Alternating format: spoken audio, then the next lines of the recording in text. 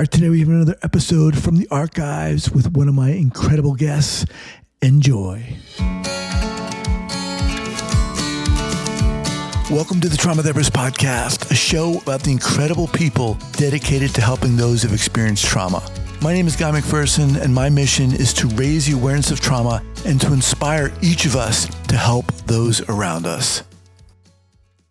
So welcome to the Trauma Therapist Podcast. My name is Guy McPherson, and this is a podcast where we interview master trauma therapists from all over the world to learn about what inspires them and the steps they've taken to become masters in their field.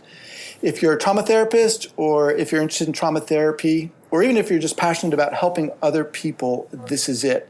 Today, I'm so excited to introduce my guest, Mary Jo Barrett. Mary Jo, are you ready to go? Yes. All right.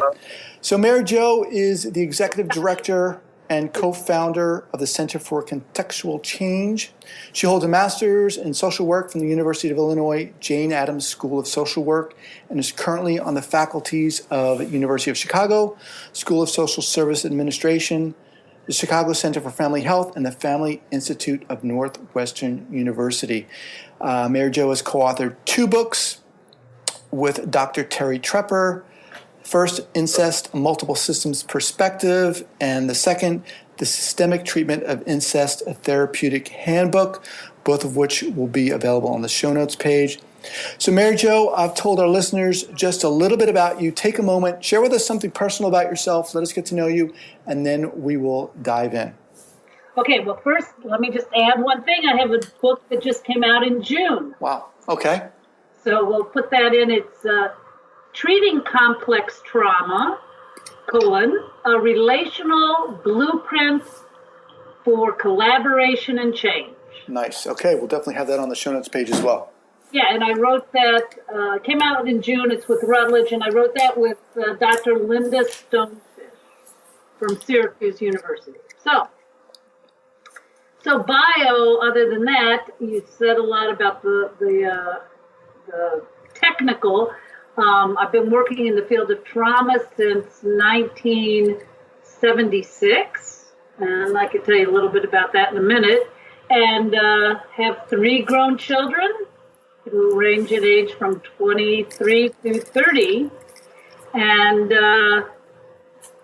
probably when we talk a little bit more in terms of one of the things besides being a trauma expert, I think I'm an expert in how to stay in the field for so long.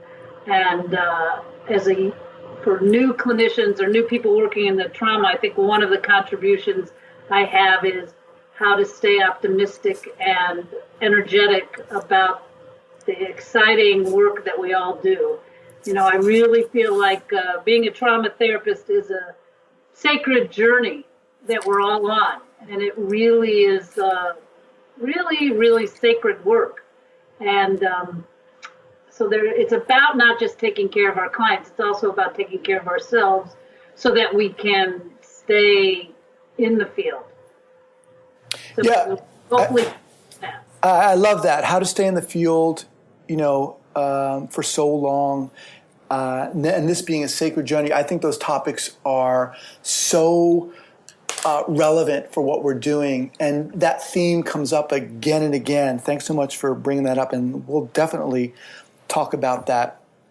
So let's use this, Mary Jo, to kind of transition to our next topic, which is the quote.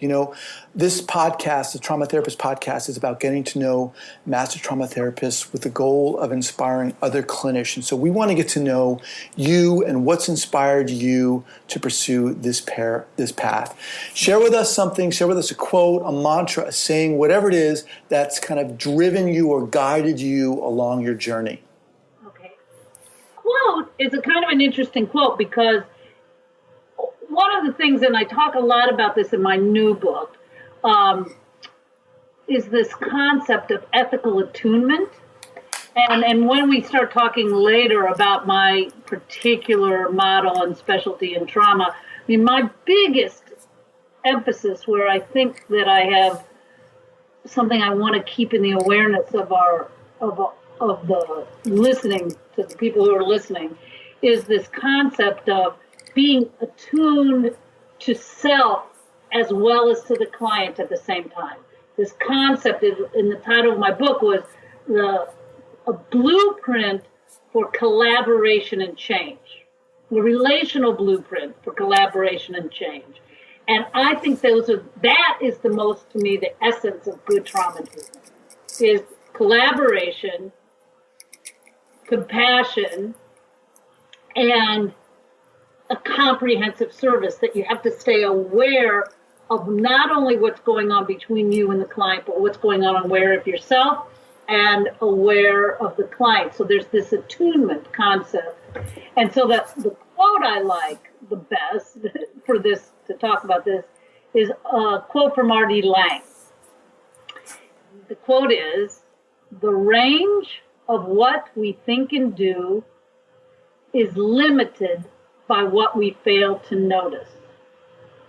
And because we fail to notice that we fail to notice, there is little we can do to change. Until we notice how failing to notice shapes our thoughts and deeds." Okay, so that's... It's pretty deep. It is pretty deep, and it's really profound, and I love how it brings back the element of the significance of this work, how it comes back on us as clinicians, and the importance of, us honing and cultivating and developing our own awareness for the purpose of helping our clients. So break that down, if you will, and how has that particular quote and that theme played out for you? Why is that particular theme important and significant for you? Okay, I can make it talking about my story. Okay, so my story that makes this quote. I started in the field in 1976. I started with Parents Anonymous. Okay, so Parents Anonymous was basically exactly what you would think. It was a self-help group, anonymous self-help group based on steps, different 12 steps, to help people not abuse their children. And basically, back in 1976, there wasn't a trauma field. I mean, if you really, really think about the trauma field started in interpersonal violence. It started with child abuse and neglect, domestic violence, sexual abuse. That really is where it started back in 1976. We didn't talk about trauma. All we talked about would be war trauma, PTSD. So my history in the trauma field is, my specialty is really interpersonal violence. And when I got trained as a social worker and then got trained as a family and couples therapist, nobody talked about violence. I mean, if you think about it, the child abuse laws only was created in the mid-'70s, where there were child abuse laws, and there weren't laws even about domestic violence. And so nobody really knew how to do this treatment at all, including myself. And I was a young clinician that was ferociously reading and thinking, and I think a lot like you. I mean, I'm not saying you're a young clinician, but like you were saying, you developed this podcast because you wanted to get more information. Well, back in the 70s, we didn't have internet, we didn't have anything. And so I just went around reading and talking to as many clinicians as possible.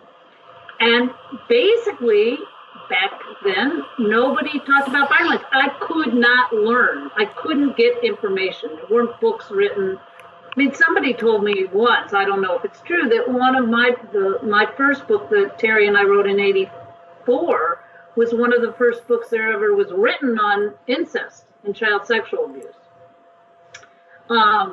So basically what I did is I was a young clinician. I was working with the Department of Children and Family Services on a contract for child abuse and neglect cases, and I started asking the clients what was helpful.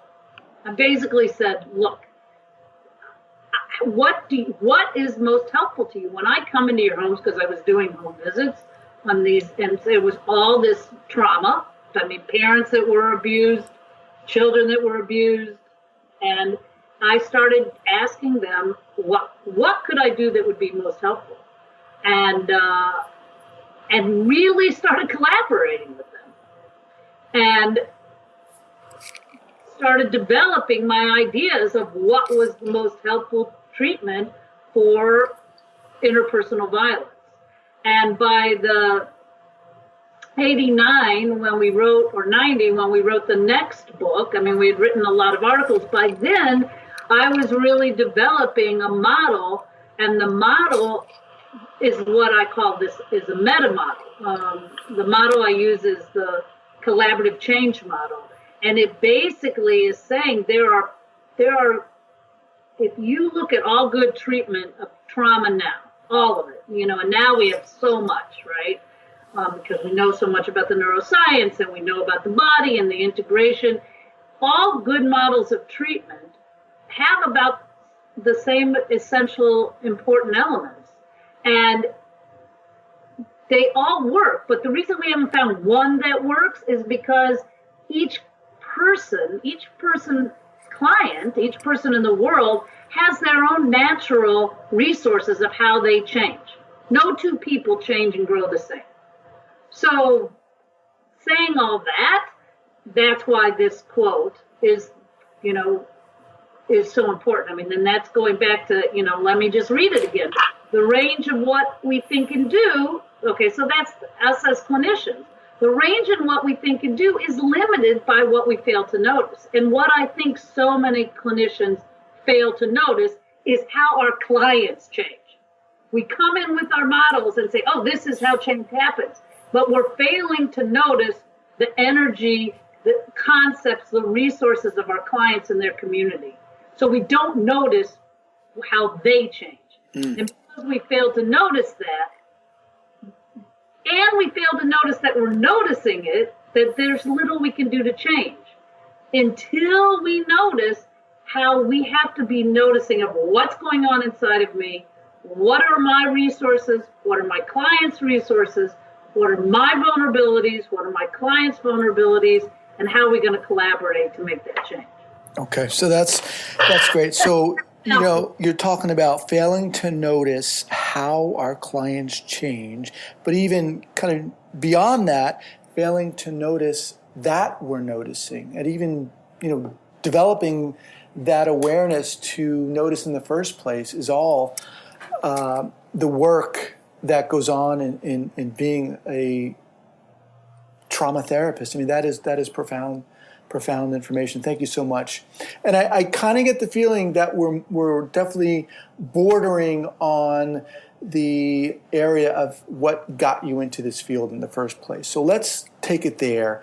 This is about highlighting your journey to become a master trauma therapist. People get into this field for a lot of different reasons. Before we started recording today, Mary Jo, you asked me why I was doing this. You wanted me to tell you about the podcast. And part of the reason is, my brother was in the Special Forces. When he came back from Iraq, he had PTSD.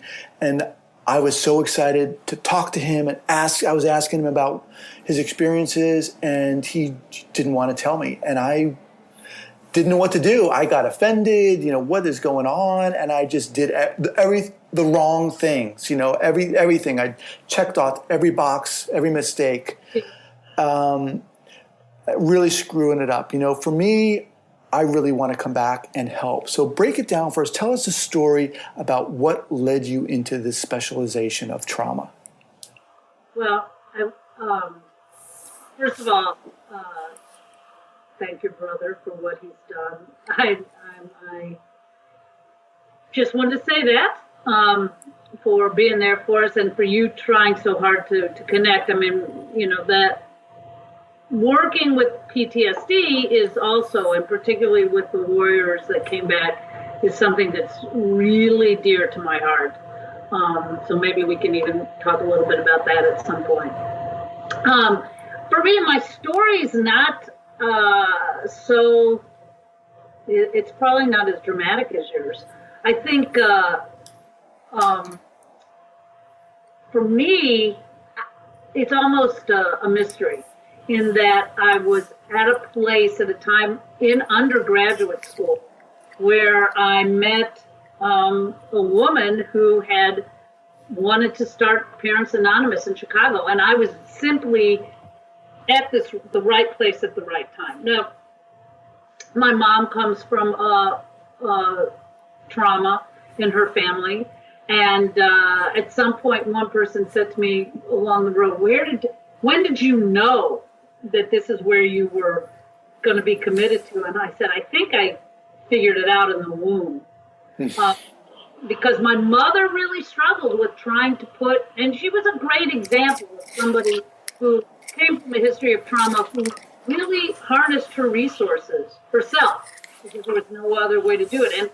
And I kind of grew up in this home watching my mother harness her resources, harness what she needed to keep trying to change and to heal. I don't think I knew I watched it until down the road, but I think it was noticing what she did with her own narrative. So when I was in college and met this other woman who had also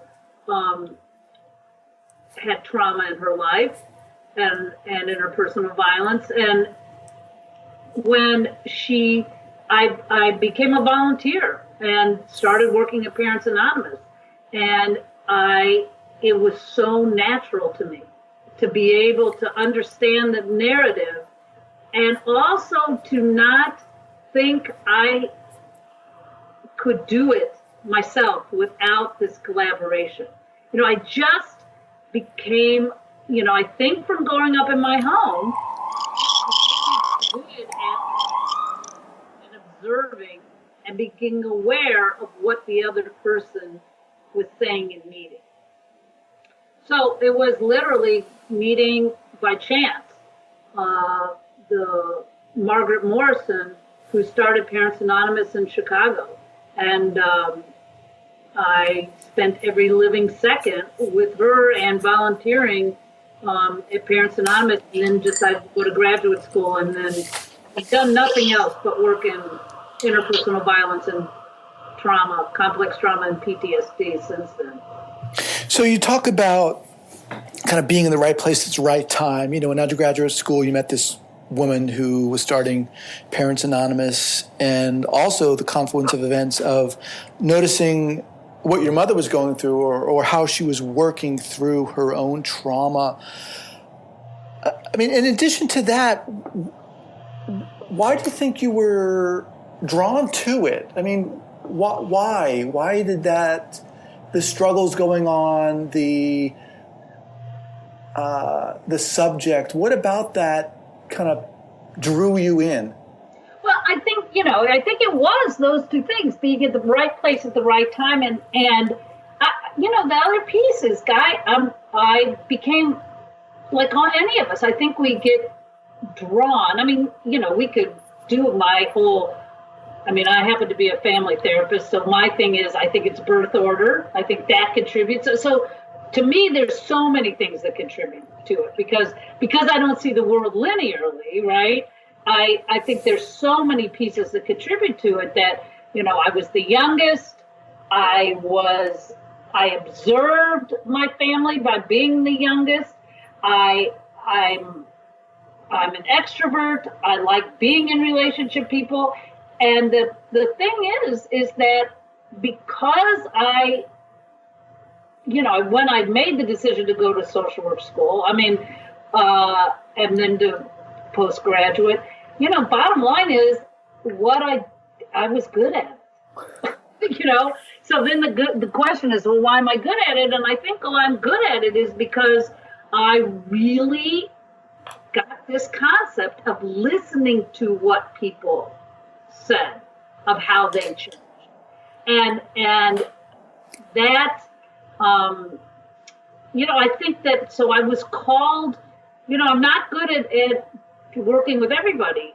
I'm really good at working with people who have been traumatized. And because I think there's some element of when you're a survivor of trauma, in order to survive trauma, you develop resources. I mean, everybody that has survived abuse and neglect and trauma and war, they developed resources to survive, right?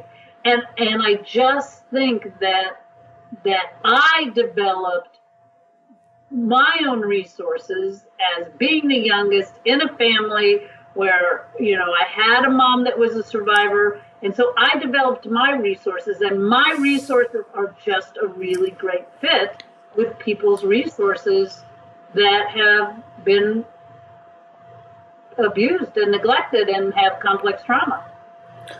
Great. Thanks so much for taking the time to explain that. Mary Jo, your passion is just coming out, and it's great. I'm glad that you shared that with us. So let's talk a little bit. We've talked a little bit about your journey, what led you to the specialization of this field. Now let's focus on an early clinical error and what you learned from that. Tell us a story about an early clinical error you made that's had a significant impact on the work you do and what you learned from that. Well, I can tell you it's the same clinical error I make now. I make clinical errors all the time. And the biggest clinical error I made at the beginning, as well as I make it now, and I can tell you a story, but we'll just first sum it up, is the pacing, going too fast. And again, it goes back to my quote, not noticing that I'm not following the pace of the people I'm working with. When I was young, what motivated why I paced too fast is there was all this, I want people to change, I got to hear the story. How do I get them to tell me their narrative? How do I create safety fast enough? I had these belief systems, like I followed these models. I could go in and, story after story of, I'd learn a particular intervention. I'd learn a model of cognitive behavioral therapy or family systems therapy. And I would go in and try to do the intervention. I would do things to the client, right? I was in this position of power, even as a young clinician, where I'd have all these great ideas and all this enthusiasm, and I'd go in and try to make change too fast, or I'd try to get them to tell their story, or I'd assume safety when safety wasn't there. And now it's the same mistake. Now what the mistake is some kind of arrogance of, well, now I'm a big expert, so I can come in and you're going to just listen to me and I'm going to say, well, this is what we're going to do, or here's my idea, or let's try this, or let's do this. And because I'm an expert, and you know what? It doesn't matter. The pace has to be the pace of the clients. It's not my agenda. It's not my pace. It doesn't matter how fabulous my intervention is, how great I know my model. It's not about that. It's about really forming that safety through collaboration. Okay, that's perfect. You mentioned a story. Let us hear that story. Well, my very first client was my very first client, and I've written lots of articles about them. They're disguised in many ways, but I have lots of articles that I wrote about them. Was a Chicago policeman who had physically abused his wife and sexually abused his daughter. He suffered greatly from PTSD. He had also had served in Vietnam. And so this was my very first client out of graduate school. And did home visits. And I basically, so a couple of the mistakes is I went in and assumed that the mother, once she discovered that her child had been sexually abused, that she would want to get out of the marriage. And I didn't have any consideration of her own trauma or the offender's trauma. And I literally started with the assumption okay, I have to boost this woman. I have to, she's going to get out of this marriage. I have to help her, look at her own. No, I forgot. I mean, there's another mistake. I didn't even think about her as a trauma survivor, just that she had this child who had been sexually abused and a son that had been physically abused. And so I literally went in and started working with her on how to parent, working with these kids. And meanwhile, when her husband got out of jail, she started seeing him, but didn't tell me because I would have had judgment about it.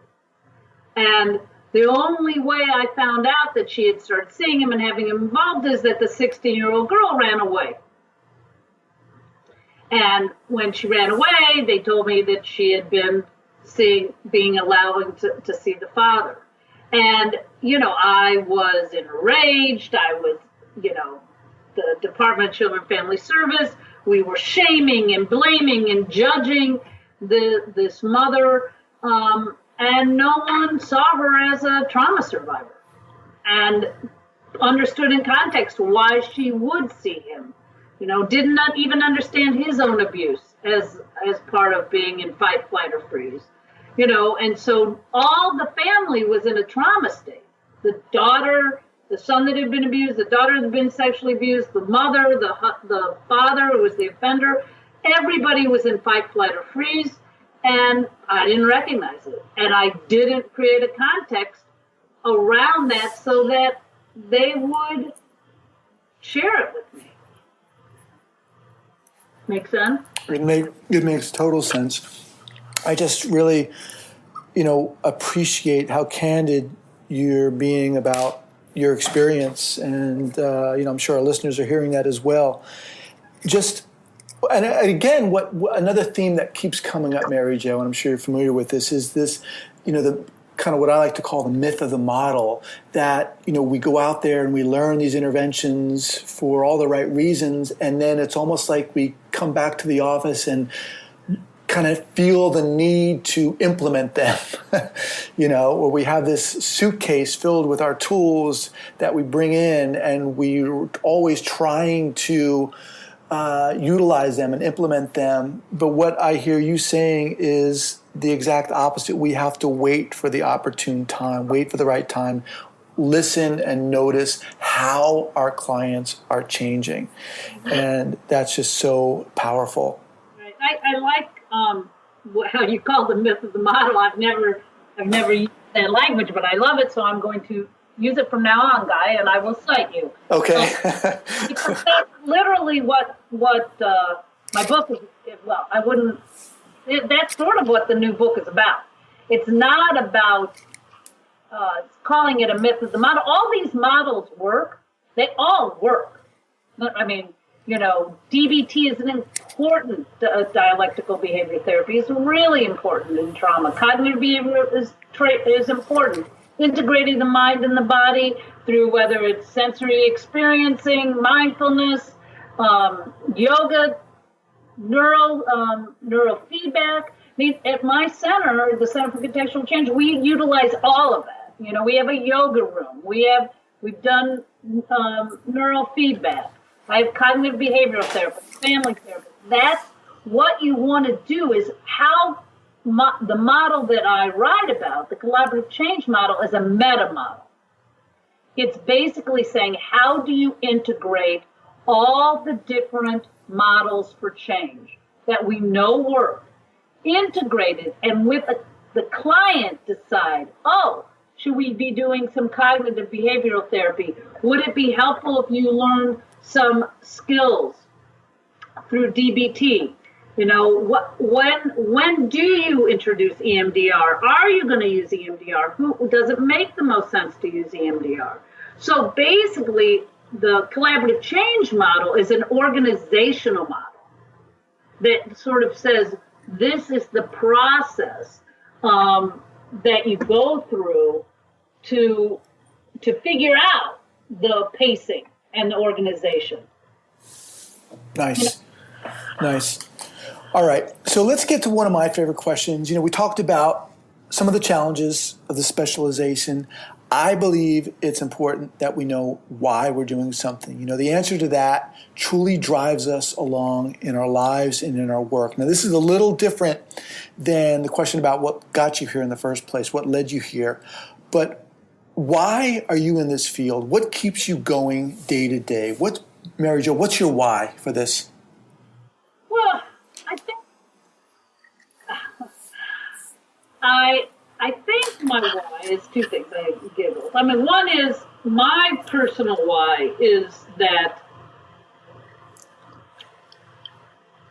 I really believe I really like change. I mean, I get excited by seeing, by experience. I mean, even just like yours and my energy exchange here, you know, when you said my excitement and my enthusiasm and my passion, you can feel it, right? And then I can feel your excitement and your passion and your curiosity.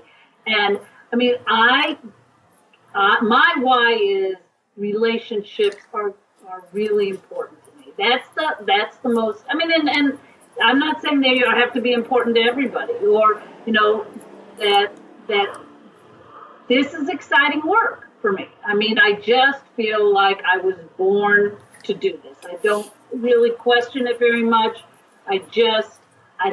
This is how my brain was wired. You know, and like I said, there's lots of variables. So my why is, it's very rewarding. It is rewarding. I get a lot out of watching and experiencing and being part of change. Just like everybody has their, you know, if you're born to be an artist and you create a beautiful piece of art, you're gonna get the dopamine rush. You're gonna get the adrenaline from what you were put on this earth to do. And, you know, why do any of us do any of it? And so that's, for me, it's creative, it's very sacred, it's, and now that I really, and I have a lot of success, you know, listen, that's reinforcing. You know, I have a lot of success. I get to meet great people. I love to teach. So it just fits the skills I was brought into the universe with. Well, you said you were going to give me two whys. You gave me several whys, Mary Jo. But again, yeah, I mean, this is why I'm doing this. I get to talk to people like you who are just so passionate about what they're doing. And I am so confident that our listeners can hear that as well. It's just coming through. You know, relationships are so important. You're born to do this. And it's just so evident from not only what you're saying, but the way you're saying it. You know, I just thought of something, Guy. You know, when in the research we've done, when we've literally asked thousands, probably, of clients, complex trauma survivors, PTS survivors, who have said they felt like they had successful treatment. And, you know, it's interesting because I was just thinking about the 5 things they tell us that has helped them change are the exact same 5 things that keep me in the field, which I never really thought of that until now, although maybe I have, because I wrote an article about the spiritual quest for treating trauma, and that, you know, I think that one of the things that I realized is the 5 things that help people change are the 5 things that also help all of us heal, which is, so if we're really also talking about being able to stay in the field, another mistake I think that therapists make, my other second mistake besides pacing, is that they don't take good enough care of themselves on a physical, spiritual, emotional, intellectual, and sexual level. That the clinicians I found do not take really good care of themselves. You know, so I sort of treat my life and my work like it's a day in the spa every day. You know, that I make sure there's time for exercise, make sure there's time for meditation or prayer, make sure there's time for really healthy eating, make time for things that are not part of trauma, you know. So, and those are all the 5 things that the clients told us they needed to heal. Yeah, so much great information, Mary Jo. I mean, I just want our listeners to hear this, coming from someone who's been in this field for so long, who's having a lot of success, who's so passionate, and just enumerating all these necessary things. And this is going to lead perfectly into the next topic. But before we do, I just want to say that I would love to link up to that article you were talking about the spiritual quest of working with trauma clients. So hopefully we can get that up there at the show notes page, which is westcoasttraumaproject.com. Click on the podcast tab and Mary Jo's episode will come right up. But let's move into the next topic, which is advice. Many of our listeners are just getting into this field. Some have more experience. You've been honing your skills for a while, Mary Jo. What advice would you give to someone just entering into this specialization? And I know for the last, 20, 30 minutes or so, you've been dropping a lot of great information, but get more specific, maybe more direct about what advice you would offer.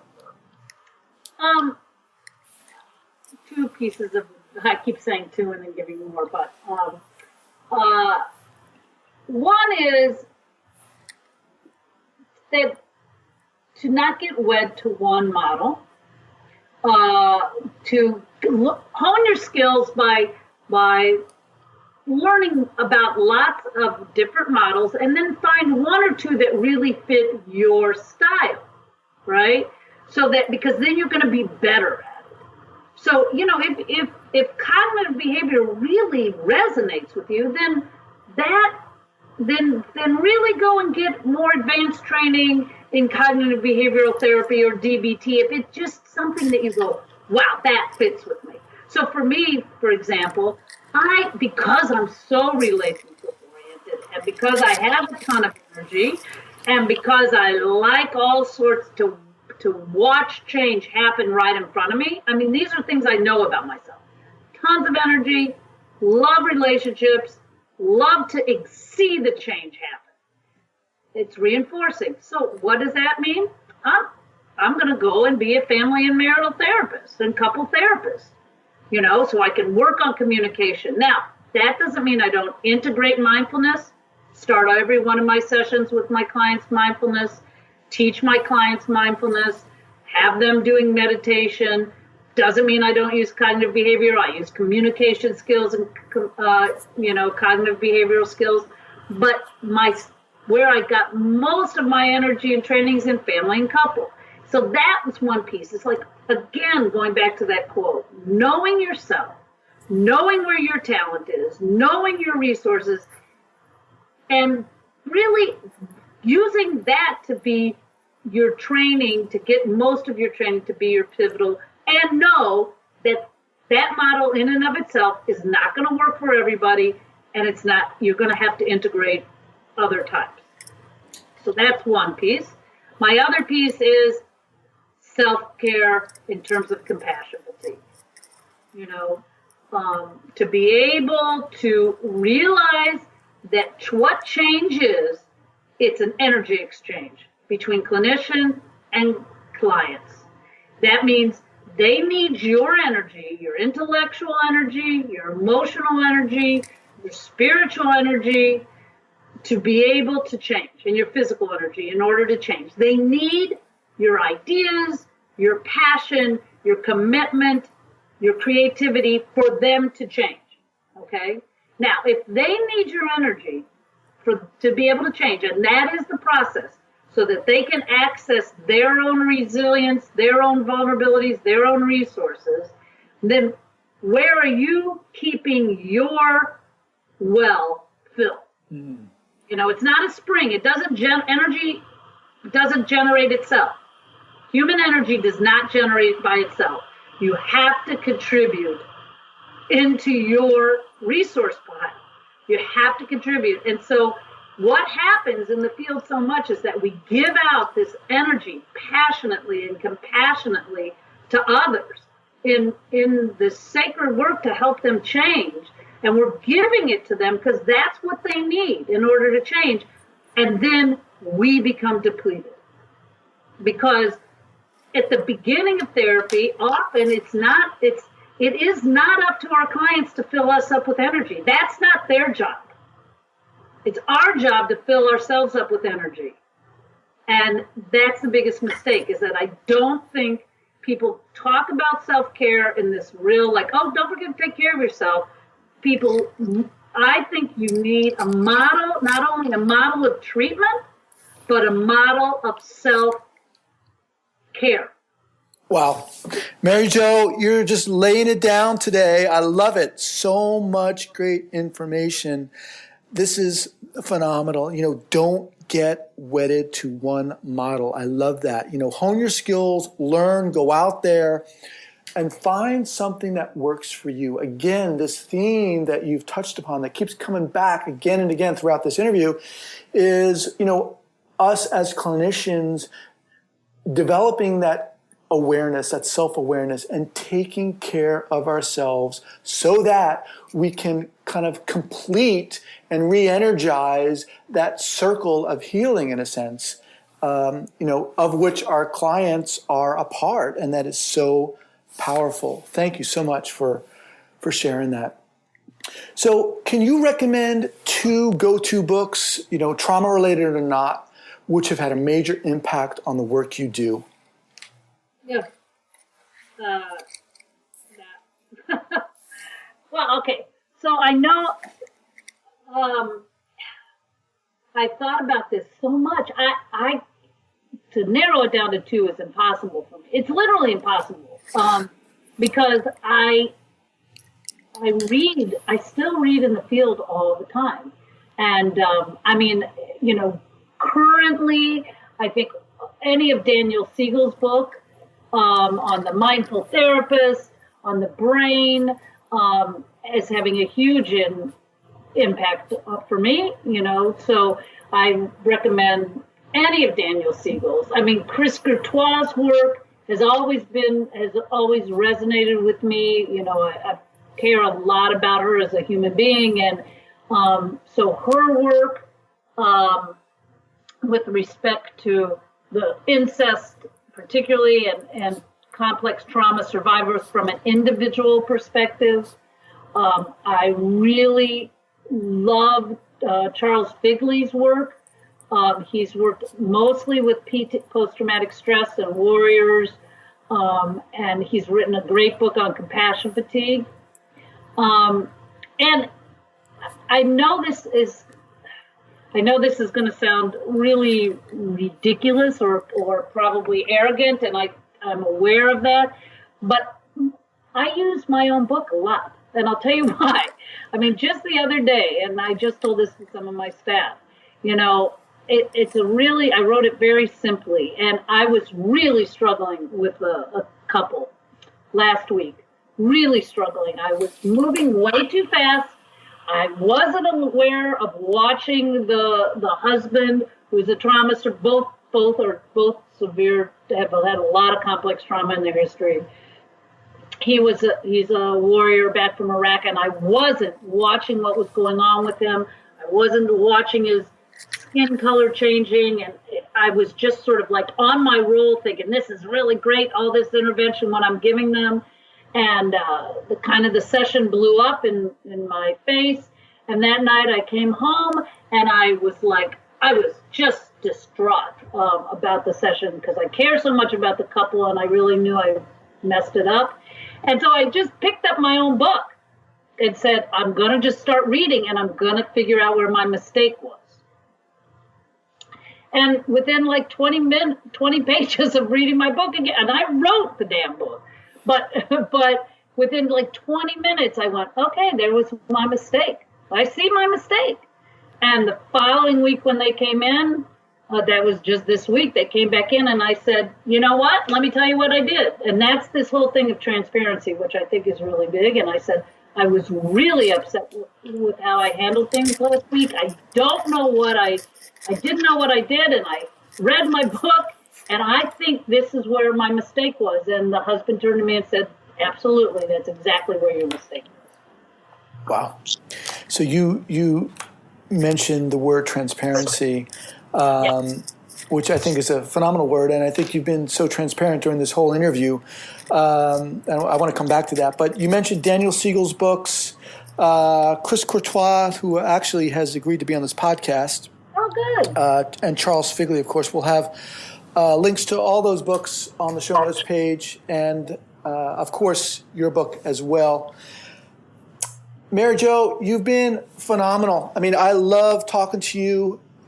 You've just been so open, and I love the way you just share this process for you. You know, the mistakes you made, the victories you have, and I think that sensibility is so helpful for all of us, for all these listeners.